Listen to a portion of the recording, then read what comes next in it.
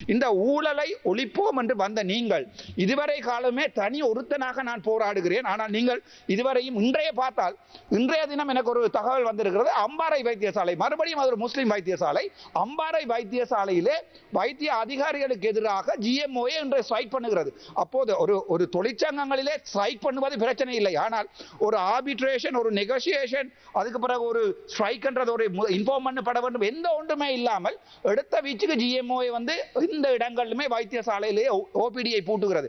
ஒரு வைத்தியசாலை நிர்வாகியாக சாவச்சேரி ஆதார வைத்தியசாலையிலே அந்த GMOA சண்டை பிடித்து என்னுடைய தொழிலை இழந்து, என்னுடைய நிர்வாக பதவியை இழந்து 19 நாட்கள் நான் சிறைக்கு போய் இன்று வரை நான் போராடி கொண்டிருக்கிறேன். ஆனால் ஊழலை பிடிப்போம் என்று வந்து சொன்ன உங்களுடைய இந்த 150 பேர் சற்று சிந்தித்து பாருங்கள். அதை விட எங்களுடைய வடக்கு மாநிலத்தில் இருக்கிற நீதிபதிகளுக்கு என்ன ஒரு கனிவான வேண்டுகோள்.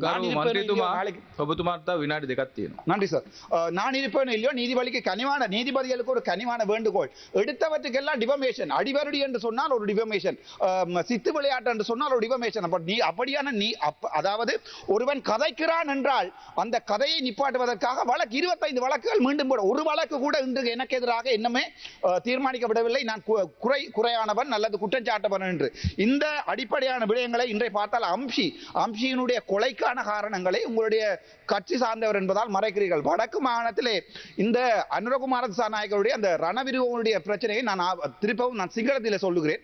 ඒ ரணවිරුව අපි හොඳට කර කරනවා. අපේ ජනාධිපතිතුමා කිව්වා ரணவிරුවෝ මැරුවේ අපේ රට ඉන්න අපේ ජනතාව කියන කතාව දැන් මේ කොහමද මේගොල්ලෝ පාවිච්චි කරලා ආයේ දැන් අපේ මේ ජනාධිපතිතුමාට මේ මඩ ගන්නවා. එතකොට එතුමාගේ හිතේ තියෙන්නේ අපි ඒක ඉවර වෙච්ච එකක් ආපහු කතා කරන්න ඕන නෑ.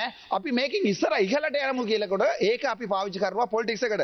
ඊට අමතරව මට කියන්න තියෙන්නේ, මට ඊයේ මේ කිව්වා අපේ நேற்றைய தினம் சொன்னாருங்க அமைச்சர் வசூல் ராஜா என்று. நான் சொல்லுகிறேன், வசூல் ராஜா மட்டுமல்ல, வசூல் ராஜா MBBS என்று போட்டுக் கொள்ளுங்கள், எங்களுக்கு அதை பற்றி பிரச்சனை இல்லை.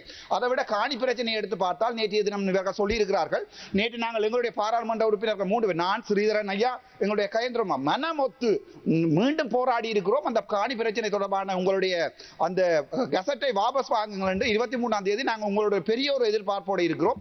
எங்களுடைய மக்களுக்கு நீங்கள் உதவி செய்வதாக இருந்தால் நாங்கள் அரசாங்கத்துக்கு, தமிழ் மக்களாகிய நாங்கள், எங்களுக்கு யார் அரசாங்கத்துக்கு வாரார்கள் என்பது பிரச்சனை இல்லை.